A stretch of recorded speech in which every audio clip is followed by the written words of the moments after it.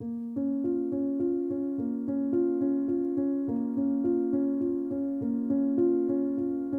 hundreds now the snowflakes fall, breaking through the night's black wall.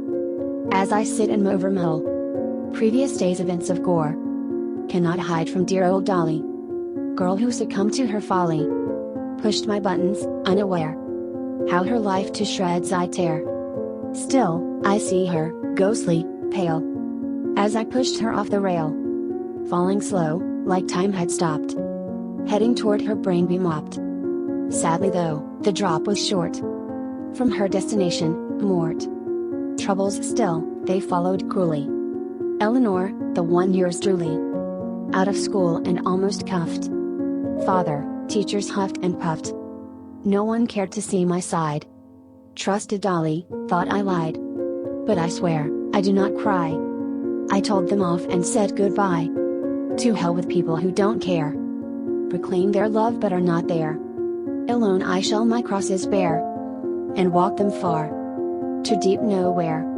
I'm in the car, my father's driving. Prison transport for conniving girls, who don't know what they've done, how their fortunes out can run. As punishment, we hit the road, to the north, towards the cold.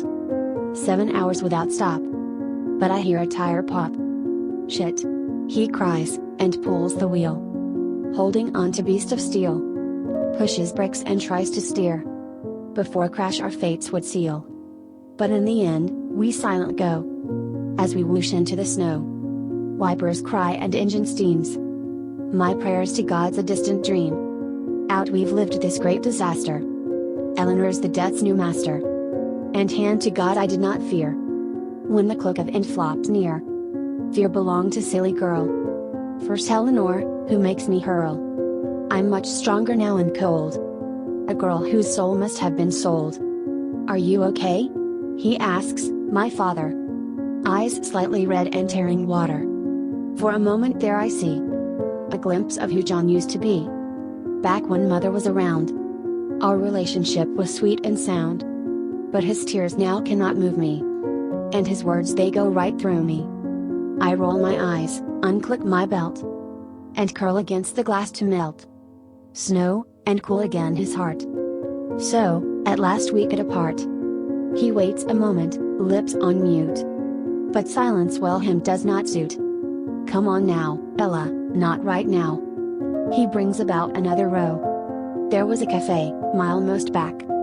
From there some help we can attract, unless you'd rather stay and freeze, lost and dark, among these trees? I do not speak but up my hood, to hide from father's attitude. What makes him think that he now could pretend like all is well and good?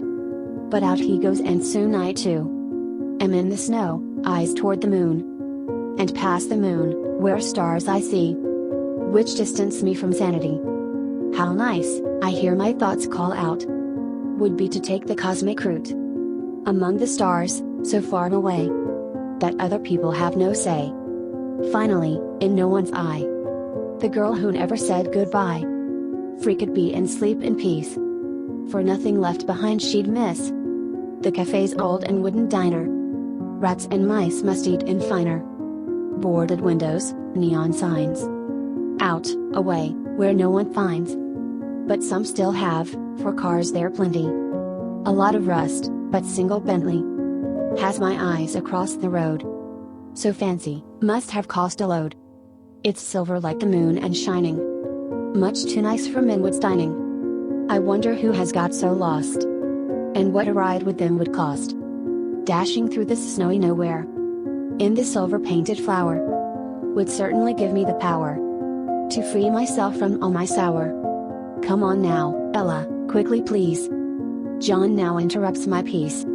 He's by the door, his foot is tapping, a signal to me, he's not happy.